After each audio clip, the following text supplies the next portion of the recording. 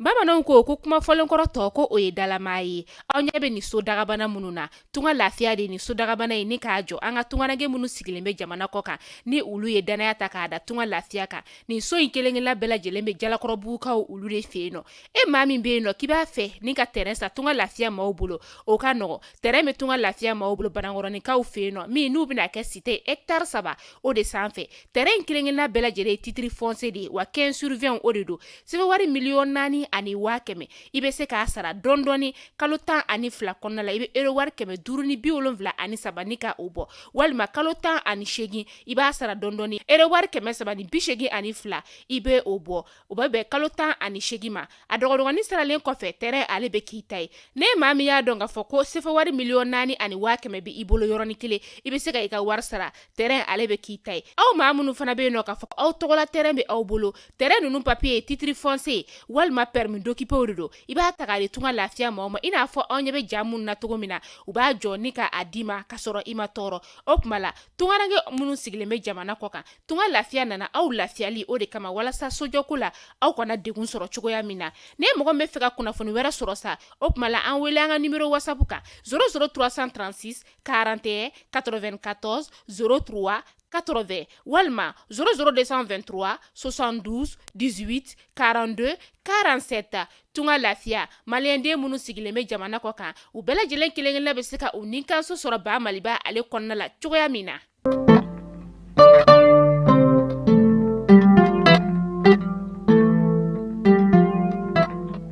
Bi ye alamisa ye marisi kalo tile 16 san 2023 Mali kunnafoni jamana lajugu aw minnu an filɛ sanga n'a ka waati Mali kɔnɔ fo ka taa se Mali kɔkana ma an ka balolɔ siraw fɛ Mali kunnafoni.net an bɛ aw fo ni ka aw waleɲuman dɔn dante foli min na aw bɛ sigili ka bamanankan kunnafoni min ma kɔnɔ wagati sera aw bisimila sɛbɛnwari miliyari 176 ani 6 hakɛ Orange Mali ale ni Move Africa Malitaine u kan o de sara téléphone cilaw olu ka jɛkulu ye Mali kɔnɔna na an b'a fɔ ko tare Buguni marayɔrɔ la u tɔgɔ la Solasi kan o birigiden fɔlɔ o dara colonel Sadio Kamara fɛ ni ye bi dɔn kibaru la kolobaw ye min bɛna walawala denmuso an'aw balimamuso fɛ Mariam Kone aw bisimila.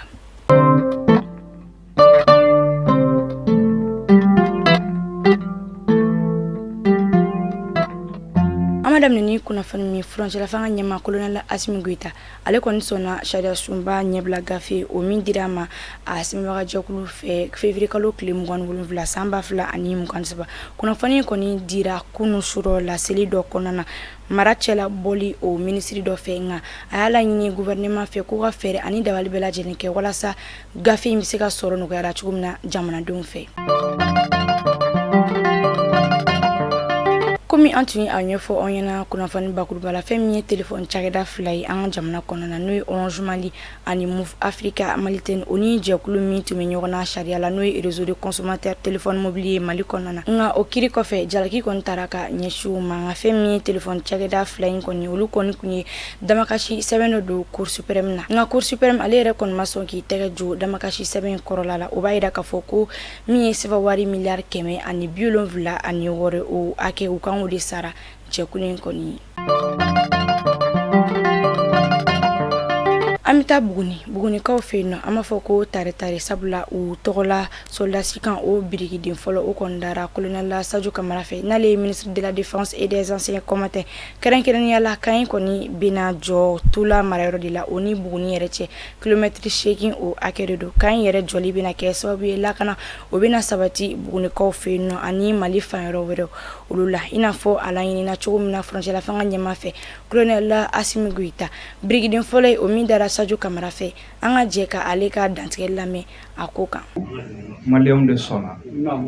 ka da kan bɛɛ lajɛlen b'a dɔn a bɛ san damadama bɔ Mali bɛ gɛlɛya kɔnɔ o n'a ta o ta maliyɛnw sɔnna ko ka minɛn ɲini ka di armée malienne ma maliyɛnw sɔnna ko ka kanw jɔ ka di Mali finitigilakaw ma an b'o dɔ kɛnɛ kan bi an bɛ Ala fo la Buguni kan bɛna jɔ Buguni ye a bɛna jɔ Mali ye n b'a ɲini Buguni n'a a lamini bɛɛ lajɛlen fɛ u k'a faamuya k'a fɔ sɔrɔsiw bɛ yan Bugunikaw de kama wa sirasiw tɛna se ka ɲɛ sɔrɔ cogoya si la u ka baara la ni Bugunikaw m'u dɛmɛ. An bɛ ka jɔ minɛnw bɛ ka di nka ni population ka dɛmɛ tɛ an kɛ man di ka se sɔrɔ juguw kan. Bugunikaw ka dɛmɛ lakana kɔnɔna la hali n'an ma kuma Ala b'a dɔn. An b'a ɲini Ala fɛ hali bi Ala ka o se d'an ma ka hakilina ɲuman d'an ma an ka se ka ɲɔgɔn dɛmɛ k'an ka jamana bɔ. Marsi kalo tile 22 o ye ji tɔgɔladon kɛrɛnkɛrɛnnen ye diɲɛ fantan 4 bɛɛ lajɛlen na ka kɔn a don ɲɛ ji ɲɛmɔgɔyasoba ani dugu jukɔrɔ nafolomafɛn o minisuru olu ka bolodi ɲɔgɔnman kɔnɔna na u ye kunnafoni kɛnɛ dɔ sigi u ni kunnafonidilaw olu ni ɲɔgɔn cɛ waasa ka ɲɛfɔli kɛ u ka ɲina baro dakun kan ani ji kunga lajɛba o min bɛna sigi New Yorkaw fɛ nɔ Ameriki jamana kan awa minisiri min ka baara ɲɛsinin no ji ko ma an ka jɛ ka ale ka dantigɛ lamɛn a ko kan. A ka ca ni san 22 mars n'o sera an bɛ journée mondiale de l'eau an b'o célébrer an ka jamana in kɔnɔ et thème min taara ɲina a fɔra ko bon exactement an bɛ se ka changement jumɛn de la nati pour que bɛɛ se ka ji sanuman sɔrɔ bɛɛ ka se ka sɛnɛya sɔrɔ donc an ko